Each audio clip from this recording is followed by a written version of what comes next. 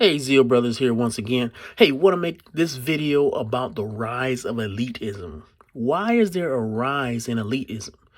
There's a rise in elitism because we see a rise in socialism. What does socialism do? Well, socialism creates a system where it has to be enforced by some. And you don't have a right to do everything that you think that you should be able to do to earn what you want to earn. You don't even have a right to everything that you have earned. That's what socialism demands. That has to be enforced. And what we have as a system, and we keep getting this rise of elitism. Now, where do we see this happening? Well, we see it happening in situations like when people will tell you, right? Talking heads will tell you things about, hey, you need to wear a mask when you're in public. Now, later on, you'll often catch those very people not wearing masks. And what you'll see from this is this. When they said you need to wear masks, they meant you. They didn't mean them. And that is talking about the fact that they think the rules don't apply to them because they never intended them to. It's no different than an ancient king. An ancient king might say, hey, everybody's going to be taxed. But he didn't mean his son was going to be taxed. He didn't mean he was going to be taxed. By everybody, he meant all of you guys. All you low people, not him. And that's the same with these elites. They think that the rules apply to you, but not to them. We see this in people who want to create these vaccine mandates, right? Vaccine mandates in hospitals. So what does a vaccine mandate in a hospital do? Vaccine mandates in a hospital means less staffing in that hospital. Now, I'll talk about how hospitals are scamming that in another video. But let's just say hospitals were honest, and they're not. But let's just say hospitals were honest, and they literally created a vaccine mandate. Now, most hospitals are already hiring now. In other words, they are short of workers as it is. So what does a vaccine mandate do? A vaccine mandate gets rid of people who have vast amounts of experience, people who have been nursing for 10 years, 15 years, 20 years in some cases, who simply because they refuse to take a virus will now not be able to help you when you need to go to the hospital. When your life is on the line, people who have skills will not be able to help you. That is a worse health outcome. But why is it okay? Because somebody who runs the hospital is an elite, and they don't necessarily care about the fact that some people will die because of their policy, because it's not them. They get to make a nice story to the newspaper to tell them, hey, we're enforcing the vaccine mandate. The same with the airlines. Airlines are missing flights, but it doesn't matter because the people who really are elites, they're not really getting that bothered by this. But you are, because you get to go on one vacation a year. And you really saved up for that vacation. And now you got to go on this vacation and you wasted 5 days getting to where you were going, when you were supposed to get there in one day and spend 5 days in Disney or spend 5 days wherever you were going. And as a result, you are vastly inconvenienced by that. It could ruin your whole vacation. It could ruin a great time. It takes away family memories. And for you, that was the one time a year you could do that. But for somebody else who's simply saying, hey, I want to see these mandates enforced, it doesn't really affect them, right? And since it doesn't really affect them, they don't really care about you because you don't matter.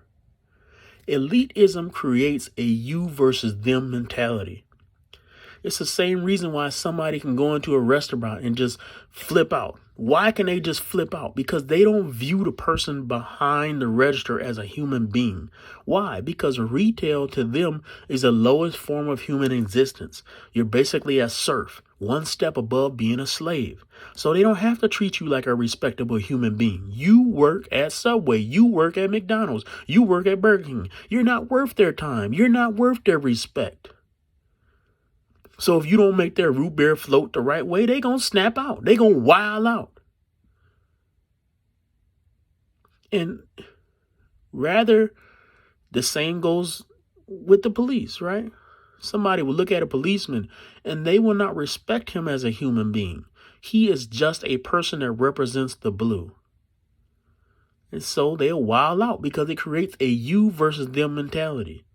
a segmented society where people strip other people of their individuality.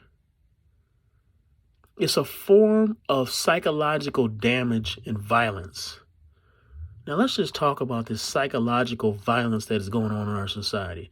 Because oftentimes what people are doing is they're stripping people of their individuality. And like I said, this you versus them, this elitism, this entitlement mentality. What it creates is when you strip the individual of his individuality. You strip him of his person and you put him in a class. This is something that happens with socialism. Socialism doesn't view the individual worker as important, but rather the class of workers as important. They are labor. And you might say, man, that's really cool. We become important. We become something. We can join a union. But here's the thing. The union doesn't care about the individual. The union cares about the idea of a union. Just like somebody doesn't care about Black Lives Matter. They don't care about individual Black lives. They care about the concept. They don't care about improving the Black community per se.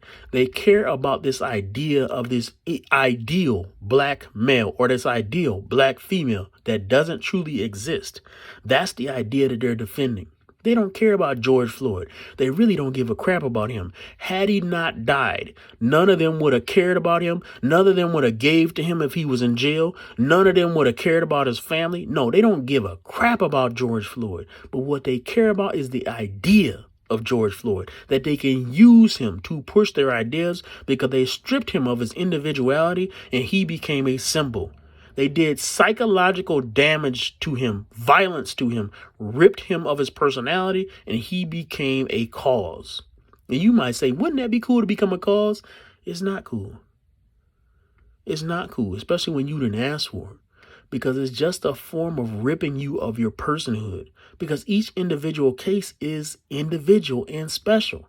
But when you lump them all together, you don't even get to figure out the difference between a George Floyd or a Jacob Blake or somebody else. You don't see that difference.